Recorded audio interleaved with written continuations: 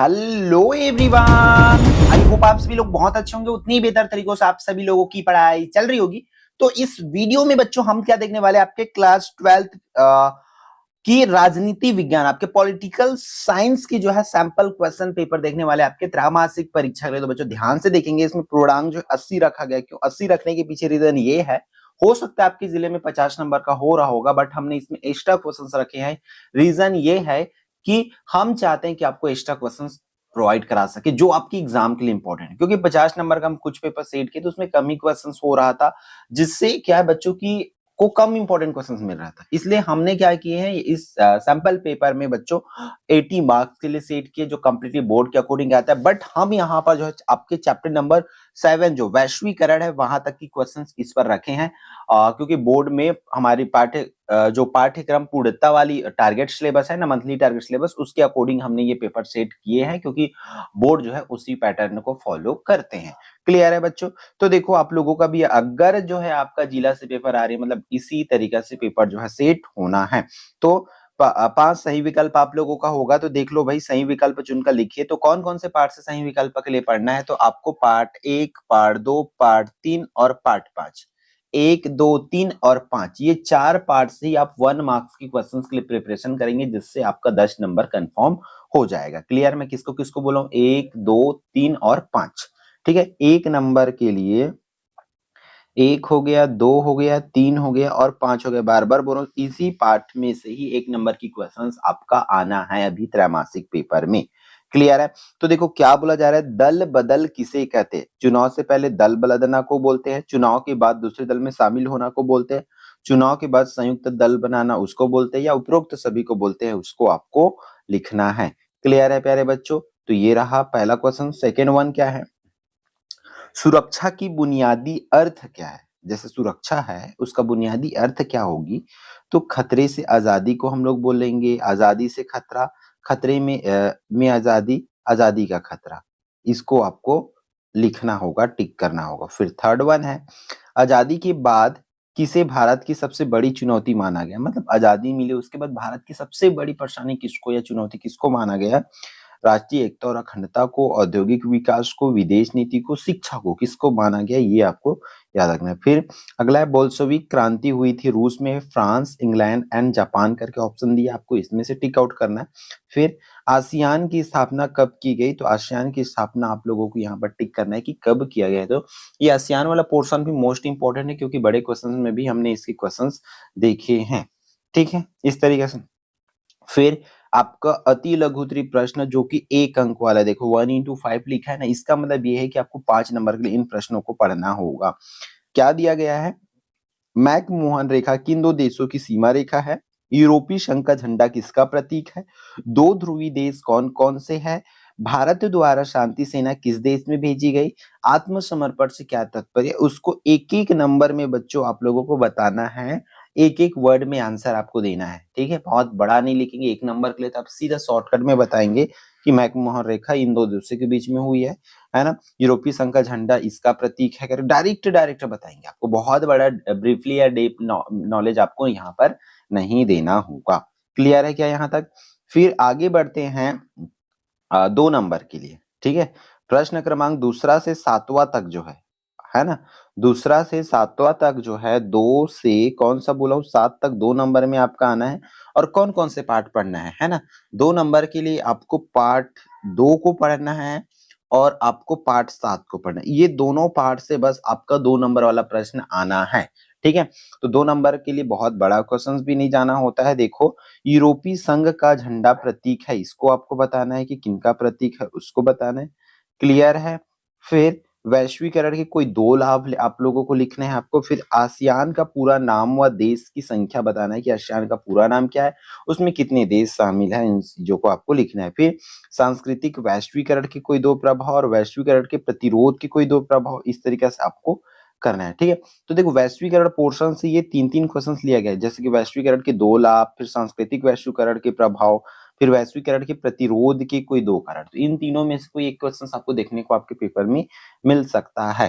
ठीक है, इसलिए ध्यान से करेंगे। फिर क्या बोला गया है कि भौगोलिक निकटता का क्षेत्रीय संगठनों के गठन का क्या असर होता है? तो ये आपके चैप्टर नंबर 2 की क्वेश्चंस है जिसको आपको अच्छे से प्रिपेयर करना होगा। क्लियर है? 2 नंबर वाला क्लियर है क्या बच्चों? फिर अपन बढ़ते हैं आगे में। बात है इसके पीडीएफ की, बात कर लेते हैं। पीडीएफ का लिंक आपको इसी वीडियो के डिस्क्रिप्शन से मिल जाएगा, मींस आपको ऐप का लिंक मिलेगा। उस ऐप को डाउनलोड करना है। हमारा ऐप है एकलव्य आरपीएस ऐप। वहां पर आपको क्या होगा, इसका पीडीएफ जो है आपको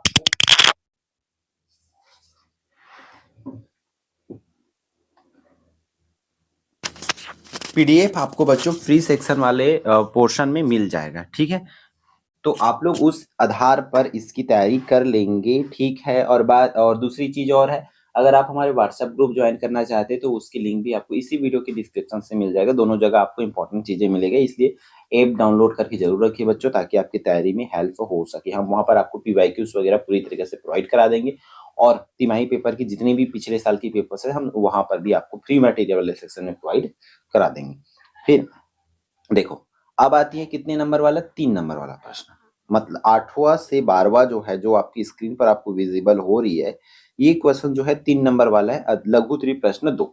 तो कौन कौन से पार्ट से 3 नंबर वाला प्रश्न आना है, तो आपकी पार्ट 2 हो गया। ठीक है, किससे किससे आएगा, कौन 3 नंबर के लिए कौन कौन से पार्ट पढ़ेंगे, पार्ट 2 और पार्ट 6।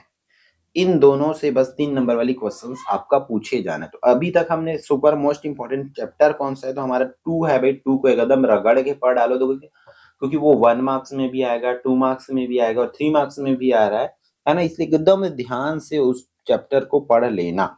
तो देखो भाई, इसमें क्या क्या बोला गया है कि मूल निवासियों के अधिकारों के बारे में वर्णन करना है, बताना है। पर्यावरण सुरक्षा हेतु 3 प्रमुख सुझाव देना है कि कैसे हम पर्यावरण को सुरक्षित रख सकते हैं। फिर चिपको आंदोलन के बारे में लिखना है कि चिपको आंदोलन क्या है। फिर क्षेत्रीय संगठन बनाने की कोई 3 उद्देश्य, कि क्षेत्र में आपस में छोटे छोटे संगठन क्यों बनाया जाता है, उन संगठनों के बारे में आपको लिखना होगा। फिर 12वां आसियान विजन। देखो, फिर से आसियान की क्वेश्चन है यहाँ पर भी, मतलब 1 मार्क्स में भी हमने आसियान देखे, 2 मार्क्स में भी देखे, 3 मार्क्स में भी आसियान मिल रहे हैं। मतलब इसको मोस्ट इंपोर्टेंट टॉपिक है आपके 26 बोर्ड के लिए। क्या बोला जा रहा है, आसियान विजन 2020 की प्रमुख 3 बातें आपको लिखना है। इस तरीके से 3 मार्क्स में क्वेश्चंस आपको पूछे जाएंगे। और अगेन आपको बता दूं, आपको चैप्टर नंबर 2 और 6 से ही 3 नंबर वाले प्रश्नों की तैयारी जो है आपको करना है। फिर आपको दीर्घोत्तरी प्रश्न पूछे जाएंगे जो कि 5 अंक वाले होंगे। ठीक है, दीर्घोत्तरी। तो देखो, दीर्घोत्तरी के लिए 5 अंक के लिए मैं आपको बता दूं कौन कौन सा चैप्टर करना है। आपको चैप्टर नंबर 1 करना है, 5 अंक के लिए बता रहा हूं ना। फिर चैप्टर नंबर 3 करना है, फिर 5 करना है आपको। ठीक है, हाँ। तो ये 3 चैप्टर्स आपको करना है 5 अंक के लिए। 1, 2 को छोड़ के 3, 4 को छोड़ के 5, है ना। इस तरीके से आपको करना है। 1, 3 और 5 चैप्टर से ही 5 नंबर वाली क्वेश्चन पूछे जाएंगे। तो इन तीनों चैप्टर्स को ध्यान से करेंगे। तो देखो, सोवियत प्रणाली की कोई 5 विशेषताओं को लिखना है भाई। फिर सोवियत संघ को महाशक्ति बनाने वाले कारकों को लिखना है। तो कम से कम यहाँ पर भी 5 कारक बताएंगे कि क्या क्या ऐसे कारक है जिसकी वजह से सोवियत संघ जो है महाशक्ति बने। फिर शॉक थेरेपी के परिणाम को लिखना है, अथवा सोवियत संघ के विघटन के कारण। तो सोवियत संघ वाले पोर्शन को बहुत ध्यान से कर लेना भाई। ठीक है, पूछे तो जाना ही है एक क्वेश्चन वहां से। फिर दक्षिण एशिया में शांति और सहयोग के प्रयास व तरीकों को लिखना है कि उन्होंने किस प्रकार से शांति और सहयोग के प्रयास किए और क्या क्या तरीके अपनाए उसको। फिर इसके अथवा में दिया गया नेपाल के लोग अपने देश में लोकतंत्र को बहाल करने में कैसे सफल हुए, है ना। उन्होंने कैसे देश में लोकतंत्र को बहाल की, ये करना है। फिर प्रश्न क्रमांक 16, सहयोग मूलक सुरक्षा क्या है, इसके तरीकों का वर्णन करना है। अथवा में दिया है आतंकवाद को नियंत्रित करने के लिए कोई 5 उपाय बताना है कि हम कैसे आतंकवाद को नियंत्रित कर सकते हैं।